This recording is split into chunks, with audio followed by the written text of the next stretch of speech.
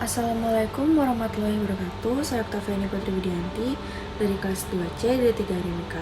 Di sini saya akan membahas tentang kasus korupsi bantuan sosial COVID-19. Ringkasan saja, kasus korupsi bantuan sosial COVID-19 melibatkan Juliari Batubara yang saat itu menjabat sebagai Menteri Sosial. Juliari terlibat dalam kasus suap dengan total uang sebesar 32,48 miliar rupiah dari program pengadaan paket bantuan sosial yang seharusnya ditunjukkan untuk membantu masyarakat terdampak pandemi COVID-19. Kasus ini terungkap di tengah situasi pandemi di mana pemerintah sedang menjalankan program bantuan untuk memulihkan daya beli masyarakat yang terkena dampak kebijakan pembatasan sosial berskala besar yang disebut PSBB. Banyak pekerja mengalami PKHK dan pekerjaan informal yang terdampak sehingga membutuhkan bantuan sosial tersebut. Dalam putusannya, Juliari Batubara dijatuhi hukuman 11 tahun penjara, denda 500 juta, dan pencabutan hak politik. Putusan ini 1 tahun lebih tinggi dari tuntutan jaksa KPK. Meski demikian, vonis ini menuai kritik dari berbagai pihak seperti Indonesia Corruption Watch, Pusat Kajian Anti Korupsi (UGM), dan Masyarakat Anti Korupsi Indonesia yang menilai hukuman tersebut terlalu ringan mengingat korupsi dilakukan di masa darurat pandemi.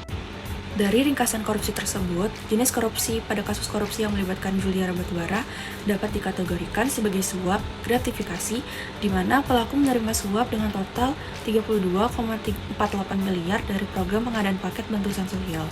Selain itu, kasus ini juga termasuk dalam korupsi pengadaan barang atau jasa yang terkait dengan proyek pengadaan paket bantuan sosial untuk penanganan COVID-19. Tindakan ini merupakan tindak pidana korupsi yang diatur dalam pasal 12 huruf B junto pasal 18 UU RI nomor 31 tahun 1999 yang mengatur tentang perbuatan yang merugikan keuangan negara dan perekonomian negara. Berdasarkan analisis, kasus ini menunjukkan pola korupsi sistemik karena melibatkan pejabat tinggi negara, yaitu Menteri Sosial, serta jaringan yang terstruktur dalam proses pengadaan bantuan sosial. Juliari memanfaatkan posisi dan kewenangannya dalam struktur pemerintahan, menggunakan sistem pengadaan barang atau jasa pemerintahan secara terorganisir, dan tindakannya terjadi dalam program berskala nasional yang bertujuan untuk memberikan bantuan sosial di tengah pandemi COVID-19. Modus dari operandi yang dilakukan dalam kasus ini meliputi pemanfaatan posisi sebagai Menteri Sosial yang memiliki kewenangan dalam program bantuan sosial, di mana Juliari mengambil keuntungan dari pengadaan paket bantuan sosial COVID-19 ini. Ia meminta fee atau potongan dari nilai proyek pengadaan bantuan sosial, serta memanfaatkan situasi darurat pandemi COVID-19 yang menyebabkan pengawasan dan kontrol menjadi lebih longgar.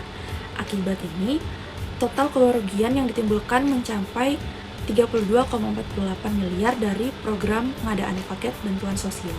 Sekian pembahasan dari saya. Apabila ada kata yang salah, Assalamualaikum warahmatullahi wabarakatuh.